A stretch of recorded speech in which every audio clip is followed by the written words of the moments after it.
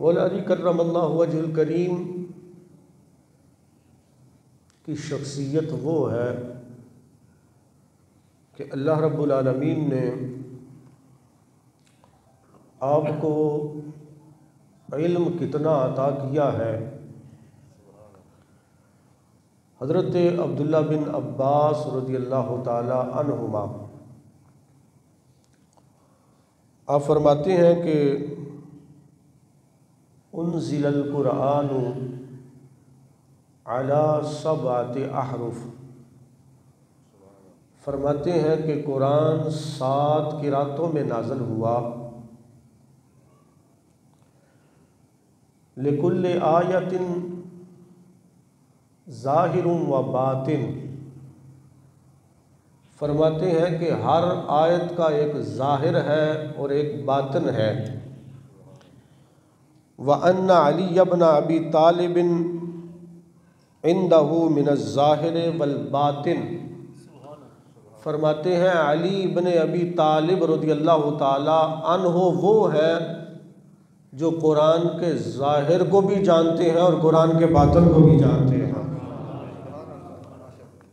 और जानते हैं ये कौन कह रहा है? ये हज़रत अब्दुल्ला बिन अब्बास रज़ियल्लाहु ताला अन्हुमा फरमा रहे हैं।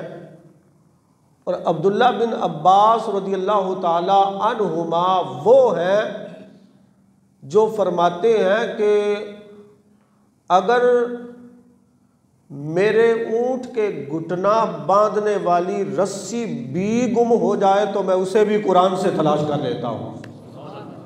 वो फरमाते हैं कि कुरान का एक ज़ाहिर है, एक बातिन है। और मौला अली कर्रमल्लाहु वजहुल करीम वो हैं जो कुरान की हर आयत के ज़ाहिर को भी जानते हैं और उसके बातिन को भी जानते हैं। और इमाम जलालुद्दीन सुयूती रहमतुल्लाह ताला अलैह ने हज़रत मौला अली कर्रमल्लाहु वजहुल करीम का कौल नकल किया। फरमाते हैं हज़रत अलीउल मुर्तज़ा शेर खुदा कर्रमल्लाहु वजहुल करीम ने फरमाया, सलूनी अम्मा शिअ्तुम, ऐ मेरे सहाबा, ऐ सहाबा, कुरान के बारे में मुझसे जो पूछना चाहते हो पूछ लो।